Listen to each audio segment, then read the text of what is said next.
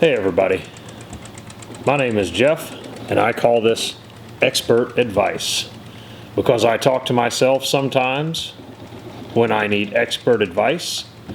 Today I'm letting everybody else come along for the ride.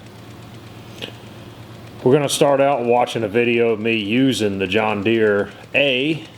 I'm going to talk about it for a few minutes, then we're going to go into a video about working on the starter. I had a lot of trouble with the mechanical solenoid in the beginning. The tractor had sat for about 14 years and so much oxidation built up on the solenoid contacts that they wouldn't pass electricity anymore. I tried replacing the solenoid once with a cheesy discount one from Tractor Supply. That one only lasted less than a month, maybe 8 starting attempts before it fell apart. The real genuine John Deere part cost about 3 times more, but it turns out is 100% worth it. What I'm going to do first is I'll test out the starter motor, show you that it does indeed work. Then I'll put the new starter solenoid on it, show you a little bit about how it works. Then actually install the starter motor in the tractor. The funny thing about it is I videoed all of this, then later I was still having a lot of trouble.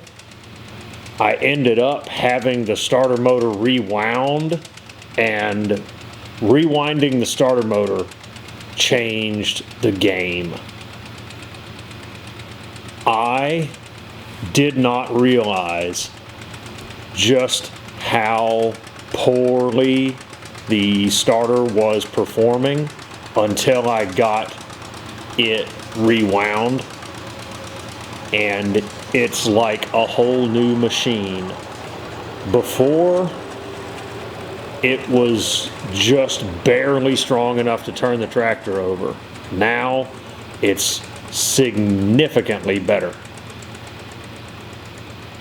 Starter motor rewind should have been one of the first things I did, but at least in this video I test the starter motor out of the tractor, install the starter solenoid, test it, and then I install the starter on the tractor. Thanks for watching, everybody. I'll be back at the end.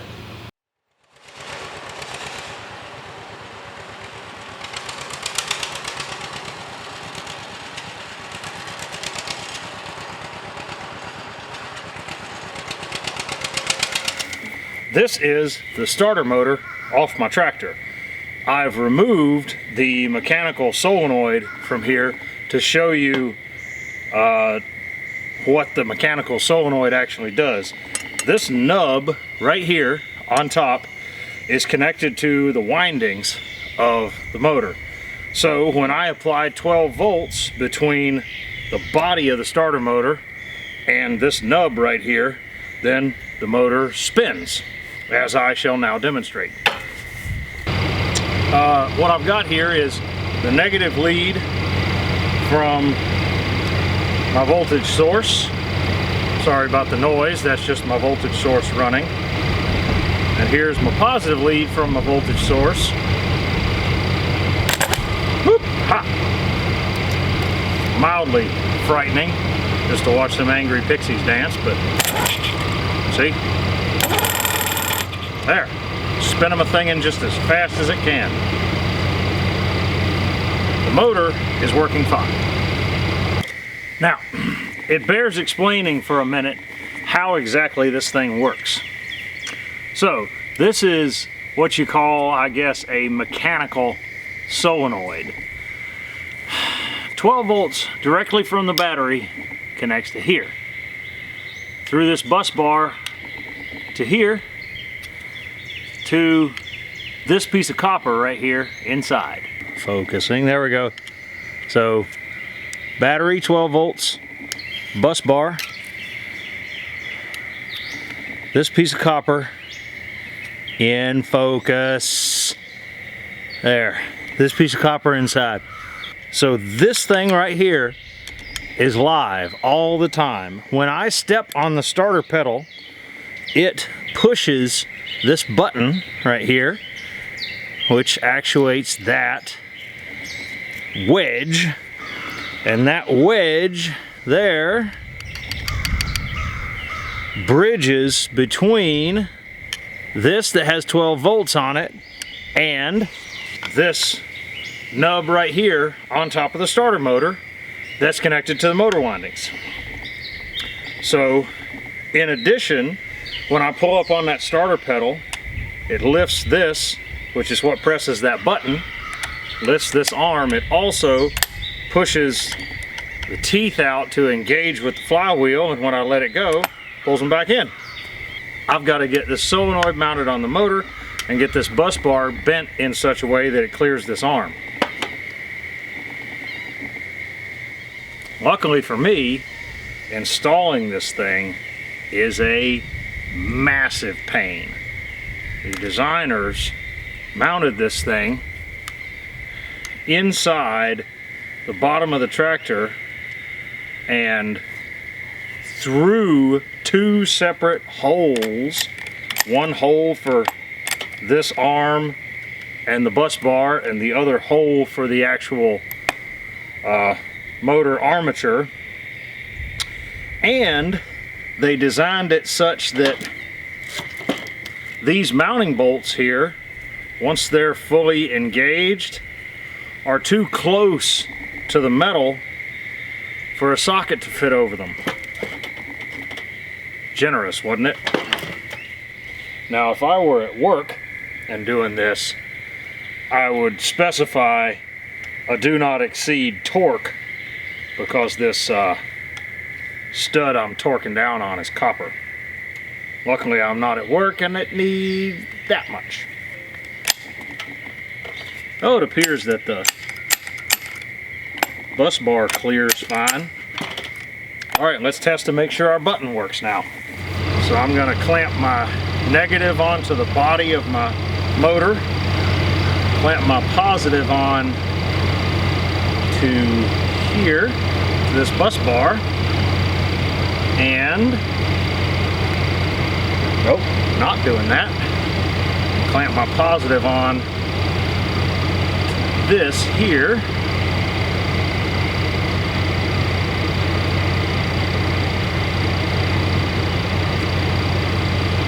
There goes nothing.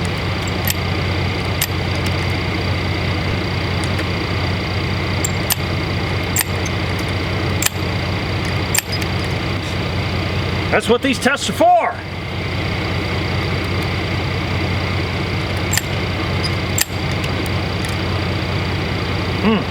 Well,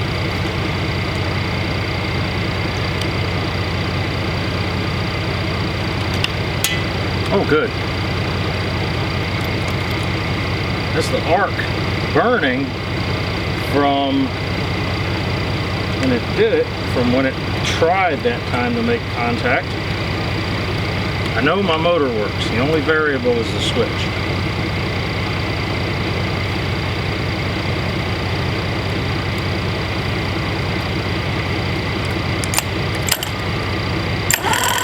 That's it. There must have been some oxidation or shipping nastiness on the switch, maybe. That'd be my summary if I was forced to write one.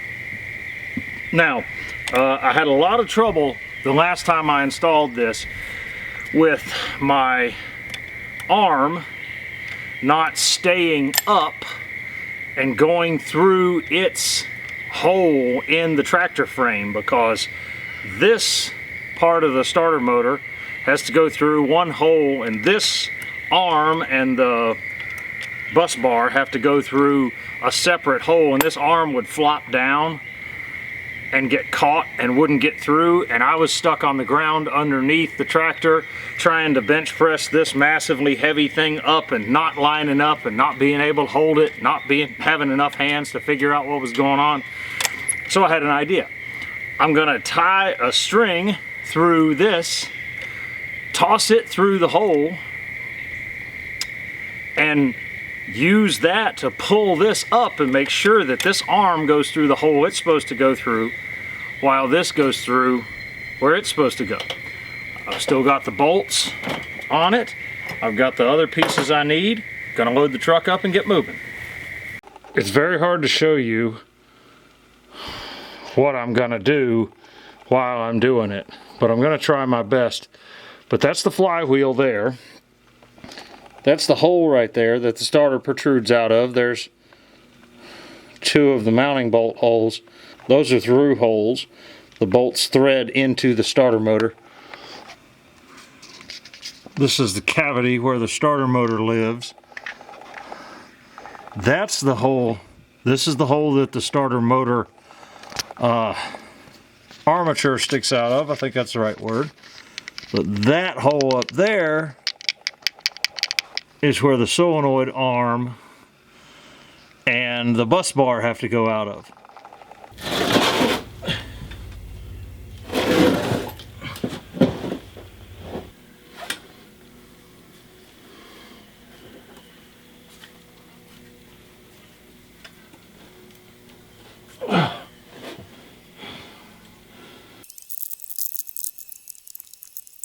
Oh, it didn't work.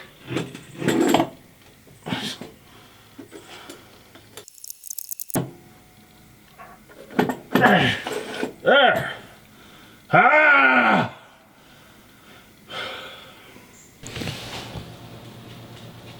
Hey, we're back to a voiceover now. Here you can get a pretty good idea of what everything looks like coming out from under the tractor. That's the flywheel on the left there. Underneath of it, that's the starter motor coming out. Now here I'm working on getting the wiring hooked up to the bus bar, the wire down from the battery. I replaced the battery cable after this video was filmed with a new one. The lugs on the old one were oversized and not crimped correctly. The cable was undersized for the amount of current that was being pulled through it. It had overheated to the point where it got stiff. So I got a bigger cable. I went from a number 4 to a number 1 cable, and I got new lugs put on with a properly sized crimper.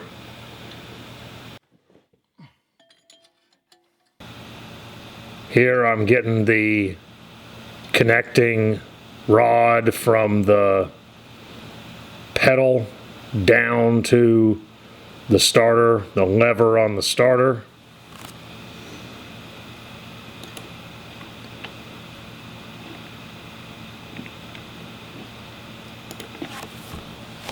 My string trick ultimately ended up not working.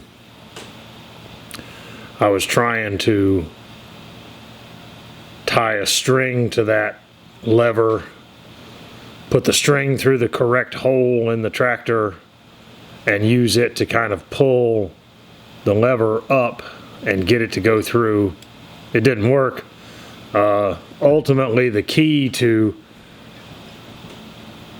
successfully removing and replacing this starter is to not be wearing a watch. My hand slips easily back behind the flywheel to access everything, so long as I'm not wearing a watch. Tighten up the last bolt, and everything looks okay.